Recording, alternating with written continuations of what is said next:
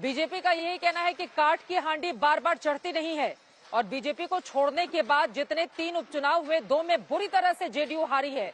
ऐसे में नीतीश कुमार कैसे चुनौती देंगे नरेंद्र मोदी को 2024 के लिए? देखिए, जहां तक 2024 के लोकसभा इलेक्शन की बात है, आदरणीय मुख्यमंत्री श्री नीतीश कुमार जी ने और जो राष्ट्रीय अध्यक्ष लल्लन सिंह जी ने जिन बातों का जिक्र किया, इस बात को तो आप भी समझते हैं कि जितनी विपक्षी पार्टियां हैं, अगर हम सब लोग एक साथ मिल जाएं तो निश्चित रूप से बीजेपी तो यानी पूरा भारतवर्ष बीजेपी से मुक्त हो जाएगा। इस बात में कोई भी संदेह नहीं कर सकता, संबित पात्रा भी संदेह नहीं कर सकते हैं।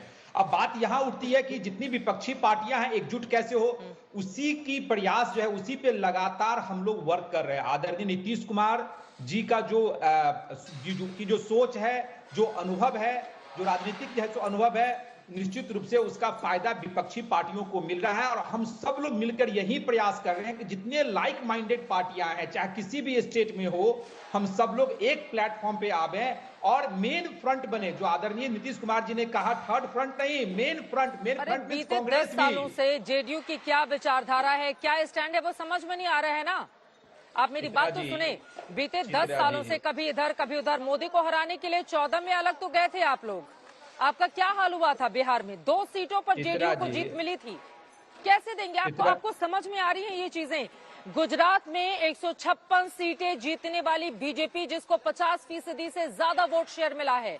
इतिहास में पहली बार ऐसा हुआ है, वो भी तब जब 27 सालों से यहाँ पर बीजेपी की ही सरकार है। माधवानंद जी।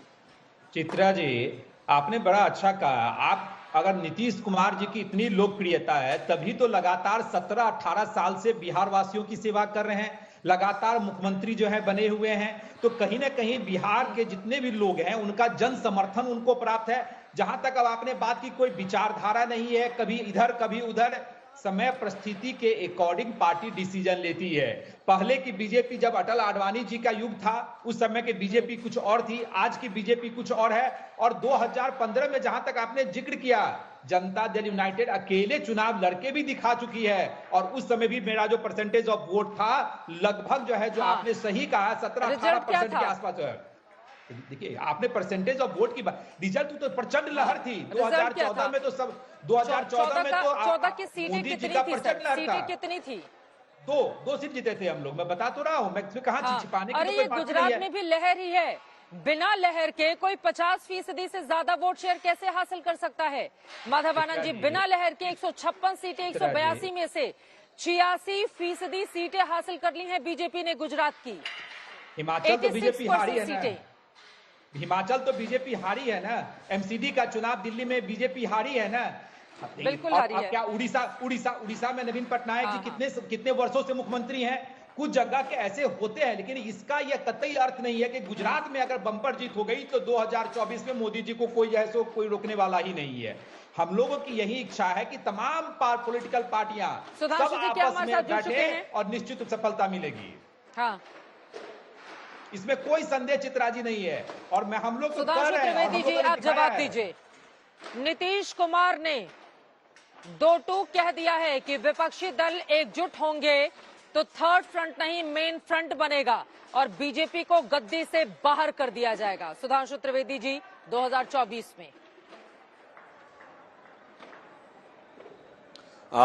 चित्रा जी, देखिए, आप गांधीनगर में हैं। आपको ध्यान हो, अगर गुजरात के चुनाव के बाद मैंने यह वाक्य बोला था कि जो आम आदमी पार्टी का थोड़ा उभार दिखा है, या किसी से लड़ाई नहीं होनी है।